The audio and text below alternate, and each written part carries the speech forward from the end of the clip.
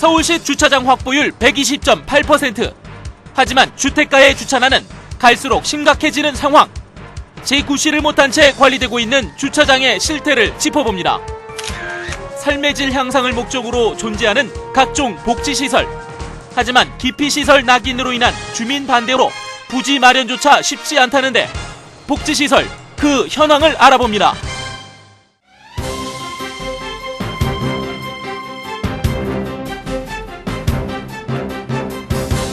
안녕하십니까. 시사기획 이슈인 서울 유창선입니다. 최근 세종시가 주차장 없는 도시를 만들겠다는 현실성 없는 계획을 내놓으면서 잘못된 정책과 함께 주차난에 빠졌다는데요. 이에 부랴부랴 주차시설 전반에 대한 재검토에 들어갔다고 합니다.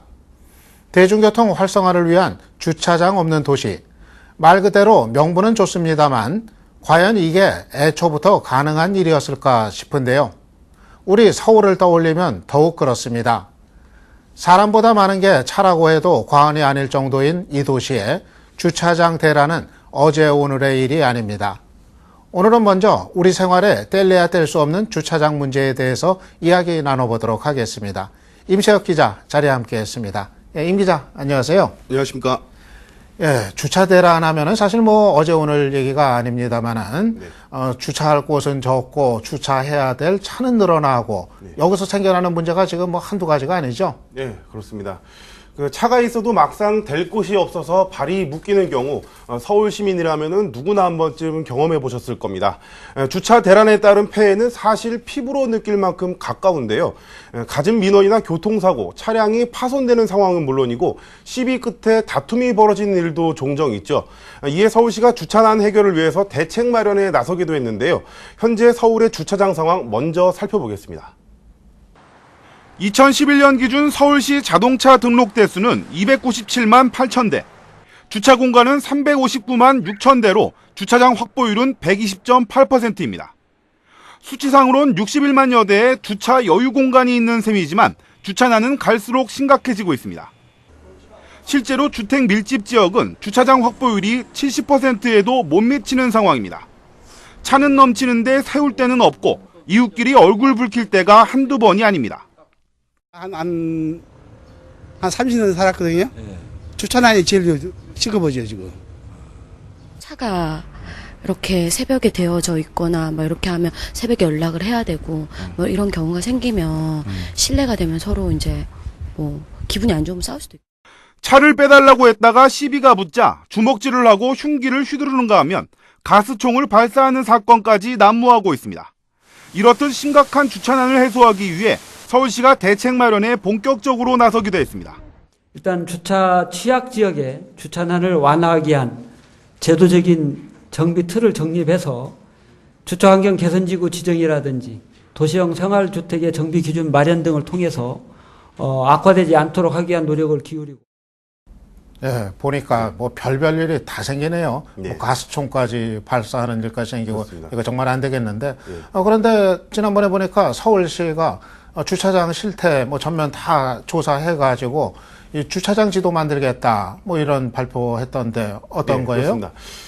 먼저 지역별로 균형 있는 주차장 확보와 주차 환경 개선을 위한다는 목적인데요. 하지만 실제로는 주차난 해결은 고사하고 지어져 있는 주차장도 제대로 활용하지 못하는 경우가 많습니다. 그래서 제가 엉뚱하게 쓰고 있는 주차장들을 먼저 취재해봤습니다. 함께 보시죠. 시민들을 위한 공영주차장이 택배회사들의 작업장으로 쓰이고 있습니다. 운영권을 위탁받은 개인 사업자가 주차장에 불법 구조물을 설치하고 야적장 형태로 운영 중인 겁니다. 보시다시피 승용차가 하루에 3대씩 들어와요. 그 다음에 차 한 대도 없는 거예요. 그래서 이제 택배차를 그걸 했는데.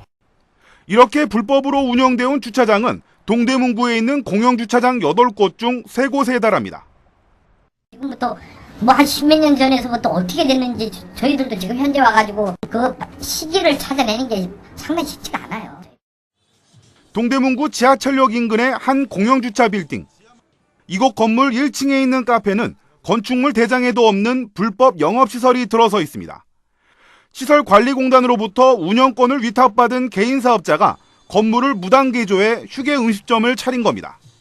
구청은 뒤늦게 원상복구를 하겠다고 밝혔지만 그로부터 5개월이 지난 현재도 현장은 그대로입니다. 저 카페를 쓰든 안 쓰든 내가 답변을 지금 의무가 없잖아요. 그죠? 구청 측은 이런 상황을 까맣게 몰랐다는 입장입니다. 치웠었어요. 그 당시에 우리가. 그거는 지금 있는 건 또 모르죠. 연락을 처음 받는데. 이번에는 노원구 공릉동에 위치한 한 주차장 전용 건물을 찾았습니다. 그런데 지하 2층 주차장 내부가 택시로 꽉 차 있습니다. 영락 없는 택시 차고지라 해도 과언이 아닐 정도입니다. 심지어 택시 외에 다른 차량은 출입을 통제하는 주차금지 문구까지 표기되어 있습니다. 택시회사 택시들이 수시로 들락날락하니까 그 계속 사용하게 되잖아. 예를 들어서 택시회사가 뭐 예를 들어서 뭐 그 교대 시간이 된다. 그러면은 계속 뭐 3층 1층, 3층 지하 1층, 4층 지하 1층 그런 쪽으로만 계속 누르게 되니까 다른 쪽에 있는 사람들은 사용을 못 하잖아요. 택시가 상가를 점령한 지 1년이 지났지만 단속 주체인 구청은 시정명령만 내린 상태입니다. 강화도에도 시간 많이 걸리거든요.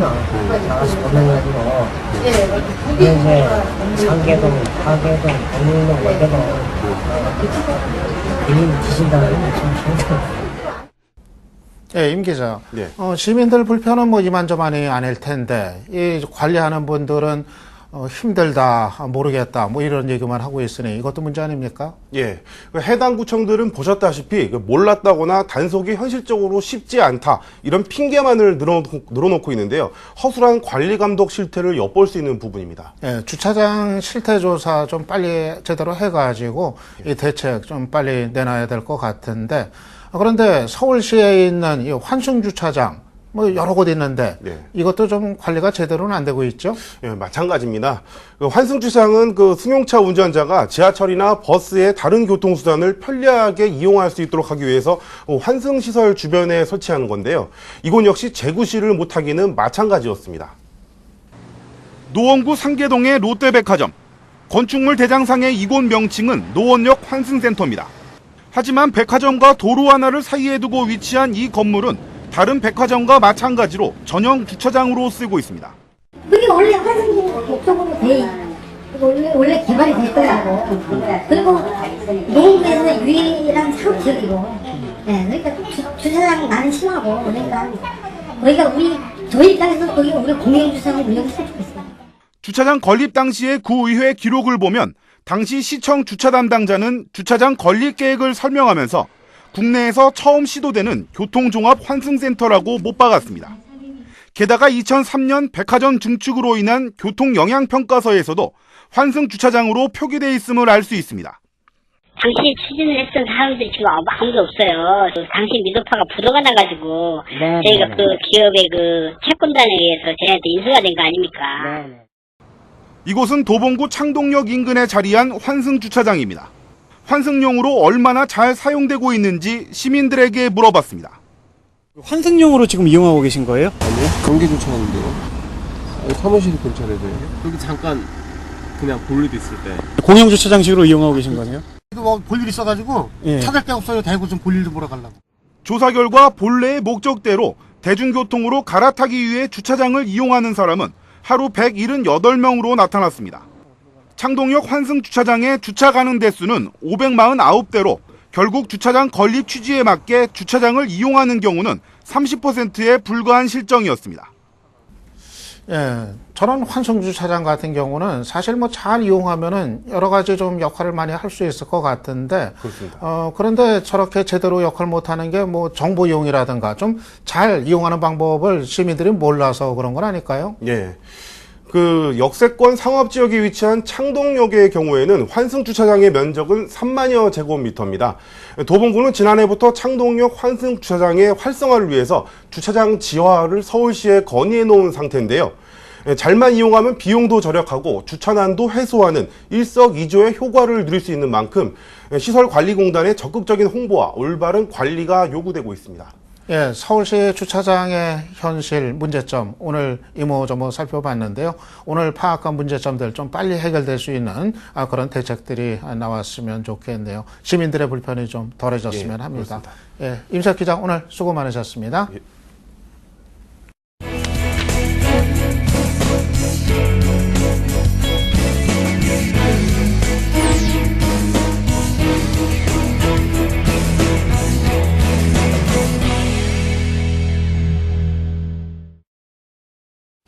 최근 몇 년 동안 복지 논쟁이 전방위적으로 펼쳐져 왔습니다. 국민행복 시대를 열겠다고 약속한 박근혜 대통령 공약 가운데서도 이행 여부와 관련한 가장 큰 논란이 복지 영역에서 나오기도 했었고요. 복지 확대가 시대적 화두처럼 된 요즘인 만큼 복지시설에 대한 관심과 점검 또한 더욱 필요한 때입니다. 우리 지역 주민복지시설과 관련해 현재 상황에 대해서 이재원 기자와 함께 이야기 나눠보겠습니다. 이 자리에 나와 있습니다. 이 기자, 안녕하세요. 안녕하십니까. 예. 주민복지시설 하면은 시민들 생활하고 아주 밀접한 이제 부분인데, 주민복지시설 하면은 뭐 어떤 것들이 해당이 되는 거죠? 네, 일반적으로 복지시설은 연령과 장애, 성별 등 다양한 종류로 나뉘게 되는데요. 일반적으로 복지시설이라고 구분되는 시설은 보호시설, 노인복지시설, 그리고 아동대상복지시설은 보육원, 또 맹농아시설, 정신박약아시설 등 이렇게 어린이, 노인, 장애인 등을 대상으로 셀 수 없이 다양한 복지시설들이 있습니다. 예. 그런데 그런 복지시설이 뭐 아주 우리 가까이서 좀 편하게 이용할 수 있어야 되는데, 그렇죠. 그런 시설들이 먼 데로 밀려나고 있다고요? 네, 그렇습니다. 다양한 이유들로 인해서 상당히 불편한 곳, 그리고 접근하기 쉽지 않은 곳에 자리 잡고 있는데요. 가장 먼저 들 수 있는 이유가 주민들의 반발입니다. 지난 2012년 11월 도봉구청이 장애인 복지관의 입지를 방학동으로 정하고 사업 추진에 나서자 인근 주민들이 강력하게 반대하고 나섰습니다. 장애인 복지관이 들어설 예정이었던 곳은 방학동의 한 아파트에서 400여 미터 떨어진 곳에 위치해 있습니다. 주민들은 장애인 복지관 건립으로 인해 집값이 떨어진다며 반대 서명까지 모아 구청에 전달했습니다. 계속 공문을 띄우고 있어요. 이 단지 같은 경우는 우리는 한번 띄우고 말하는데 그때서 통보를 오더라고요. 도봉구는 지난 2002년부터 도봉동과 쌍문동에 장애인 복지관 건립을 추진했습니다. 하지만 이 역시 주민들의 반대로 무산됐습니다. 현재 서울에서 장애인 복지관이 없는 구는 도봉구가 유일합니다. 도봉구에는 사실 장애인 복지관이 없기 때문에 모든 장애인 복지가 분산돼서 지금 서비스가 됩니다. 예, 저렇게 장애인 복지시설 이제 주민들이 반대하는 이유, 역시 뭐 집값 떨어지는 거 이런 우려 때문이겠죠? 이런 장애인 복지시설이 주변에 들어서면은 막연하게 좀 집값이 떨어지지 않을까 이렇게 생각하시는 분들이 많다는 얘기인데요. 이는 장애인 시설을 혐오 시설이라고 믿는 사람들이 많기 때문이기도 합니다. 예, 이런 현실 뭐 종종 이제 접하게 되는데 그때마다 이제 씁쓸한 그런 이제 생각이 드는데, 그런데 저런 시설 들어서면은 집값 떨어지는 게 사실입니까? 그렇지만은 않습니다. 가까운 강북구의 예를 들어볼 텐데요. 정반대였습니다. 화면 보시죠. 지난 1998년 강북구 번동에 개관한 강북장애인 종합복지관입니다. 복지관과 가장 가까운 아파트 단지와의 거리는 60m 정도입니다. 이 지역은 장애인 복지관이 들어선 후 오히려 부동산 거래가 더 활발해졌다고 합니다. 복지관이 들어올 때 많은 사람들이 반대도 하고 했었는데 그게 들어옴으로써 많은 혜택이 있는 것 같아요. 집값이 뭐 오를 때는 같이 오르고 내릴 때는 좀 오르고. 예, 이 기자, 우리가 흔히 뭐 생각했던 거하고는 다르게 오히려 뭐 저런 시설 있어도 부동산 거래는 이제 활발하게 뭐 있었다 뭐 그런 얘기가 되는데, 글쎄 반대했던 주민들도 한번 뭐 저런 점은 좀 생각들을 같이 해볼 필요가 있을 것 같은데, 그런데 이제 그 부지에 도봉구가 뭐 계속해서 뭐 추진을 한다고요?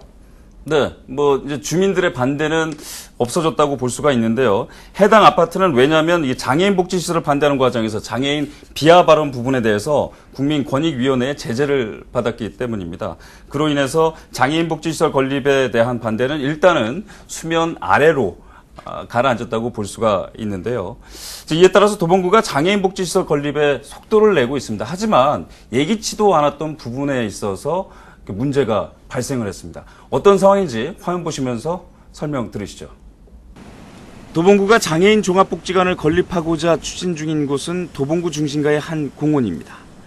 거기가 지금 방학역 역세권 쪽이어가지고 접근성도 좋아가지고 장애인을 대상으로 어떤 이제 복지관이나 뭐를 하려면 접근성도 굉장히 중요하거든요. 그래서 그쪽 부지가 굉장히 적정하다 그렇게 생각을 하고.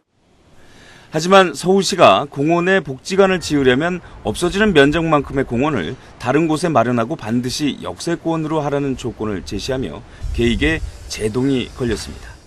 서울시에서 그 공원을 해제를 하려면 거기에 우리가 만약에 복지시설이 들어간다면 그만큼의 대체 부지가 확보가 안 되면은 공원을 해제를 해주지 않기 때문에 건립을 할 수 없는 그런 이제 지금 난항에 좀 부딪혀 있는 그런 상태죠, 지금. 예, 복지관 지으려면 없애는 공원을 새로운 부지에 다시 만들어라. 뭐 그런 이제 얘기인데, 글쎄 뭐 그럴 만한 땅이 있었으면은 뭐 애당초 뭐 그랬을까 이제 싶은데, 이렇게 되면은 뭐 사실상 이거 추진하는 게 불가능해지는 거 아닌가요? 말씀하신 대로 그런 땅이 있어서는 도봉구가 지금까지 이런 고민을 할 필요도 없었겠죠. 네. 그만큼 땅이 부족하고 지을 땅이 있더라도 이렇게 현실적이지 못한 법이 있기 때문에 제대로 부지를 선정을 못하고 있는 겁니다. 종로구는 부지 마련이 이렇게 힘들어서 이용자의 배려를 저는 하지 못한 곳에 이 복지관을 만들기도 했습니다. 종로구 창신 3동에 자리 잡은 종로 종합사회복지관입니다. 지난 2006년 노인 기능특화 사업 복지관으로 선정됐지만 정작 노인들이 찾아가기란 험난합니다. 걸어서는 물론이고 경사진 도로를 차량으로 이동하는데도 쉽지 않은 언덕에 위치해 있습니다. 예, 원래 경로당에 있던 거를 이제 허물고 부지가 없으니까 거기다 경로당을 넣어드리겠다. 그 경로당이 한계가 있습니다. 버스를 운영을 또 버스가 올만한 그런 길도 아니고 어차피 저희가 잘 사용하고 있는데 밑으로만 내려가고. 복지관을 이용하는 노인은 하루 1000여 명. 경사가 너무 심해요. 꼭 그런 데가 있어가지고 내려갔다 올라가는데 힘들고 내려오는데 힘들고 차를 못 만나면 그렇게 되더라고요. 그런가 하면 노원구가 개발 제한 구역인 그린벨트에 구립 어린이집을 짓겠다고 나서 부적절한 입지로 논란이 일었습니다. 노원구 상계구동 개발 제한 구역 일대, 노원구청은 이곳에 구립 어린이집을 짓는다는 계획입니다. 비탈진 경사로로 한눈에 보기에도 건축물이 들어서기에는 적합하지 않아 보입니다. 위치 또한 아파트 단지와는 동떨어져 있어 접근이 쉽지 않습니다. 게다가 부지 위치상 어린이집에 들어가는 진입로 또한 안전과는 거리가 멉니다. 하지만 노원구는 지역 내 여유 부지가 없어 어쩔 수 없다는 입장입니다. 상계구동 같은 경우에는 특히나 한 군데도 없기 때문에 뭐 거기가 또 아파트 100% 밀집 지역. 예, 복지시설이라는 게 뭐 나이 든 분들이나 뭐 어린이들 정말 좀 편하게 이용할 수 있는 그런 곳에 있어야 되는데 저렇게 뭐 멀어지는 존재가 돼버린다. 이거 너무 먼 곳에 있는 그런 복지시설 아니에요? 이용자를 전혀 배려하지 않은 위치 선정이죠. 그러니까 건강한 이 성인인 제가 가기에도 상당히 힘든 곳이었는데 어린이와 정작 노인들이 찾아간다면 얼마나 힘들겠습니까? 예, 복지시설이라는 거는 사실 뭐 이용할 필요가 있는 사람들이 정말 가까이서 쉽고 편하게 그렇게 이용할 수 있는 시설이 되어야 될 것 같은데 현실이 그렇지 못한 쪽으로 가는 것 같은데요. 아무쪼록 각 자치구들이 이 문제 해결을 위한 적극적인 노력 계속 기울여 주기를 당부드립니다. 예, 오늘 이재훈 기자 수고 많으셨습니다.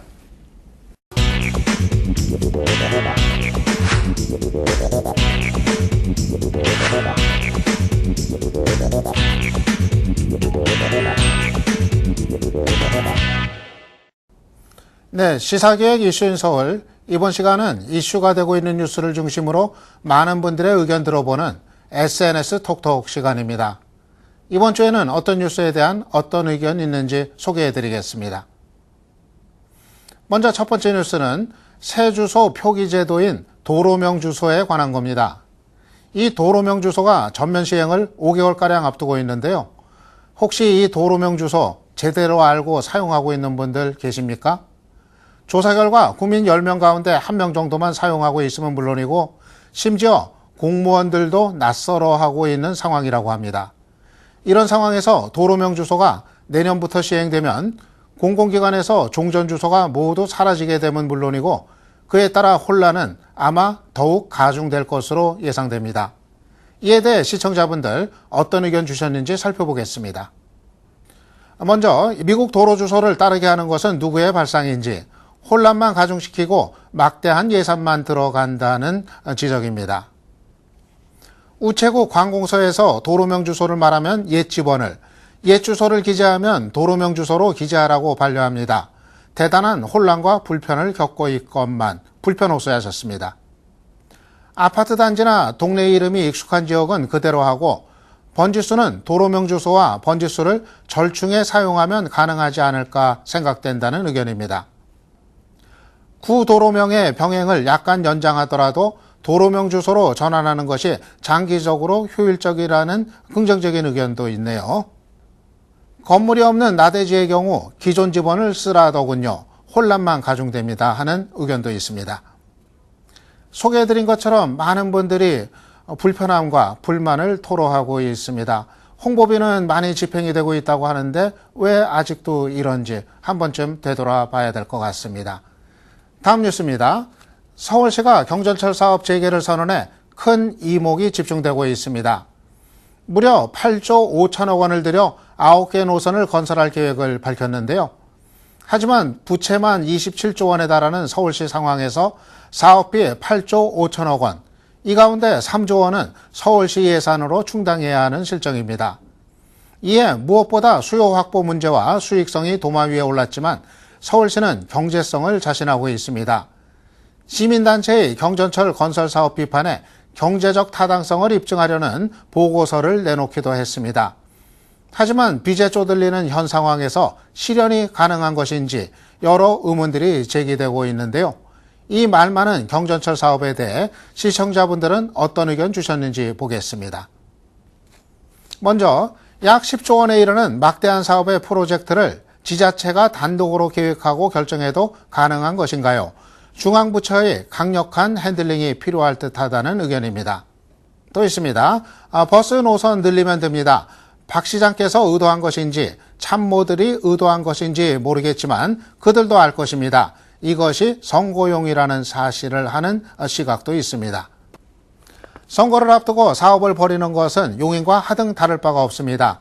용인꼴이 나지 않는다는 보장이 없습니다 하고 용인의 전철 밟을 거를 우려하셨네요. 지금 손해를 보더라도 미래를 위해 추진하는 것이 좋을 것 같다는 긍정론 주셨습니다.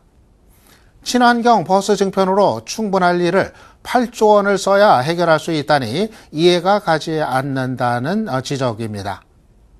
예, 서울시의 경전철 사업 계획 이처럼 찬반 논란이 뜨겁습니다. 부디 활발한 토론을 통해서 합리적인 결론이 도출되기를 기대해 봅니다.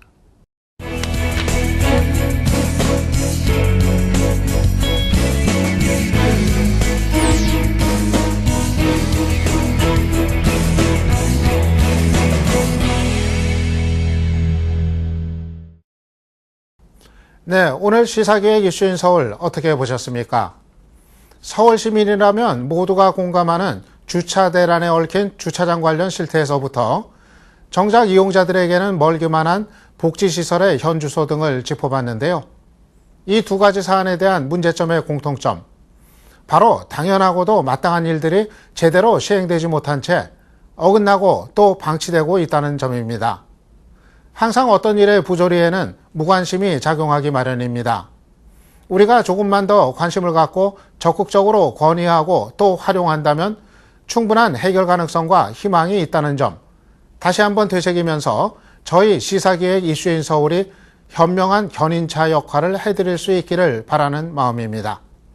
저희 시사기획 이슈인 서울에서는 여러분의 참여를 기다리고 있습니다. 매주 새로운 주제가 올라오는 SNS 톡톡에도 여러분의 많은 의견 부탁드립니다. 시청해 주셔서 감사합니다.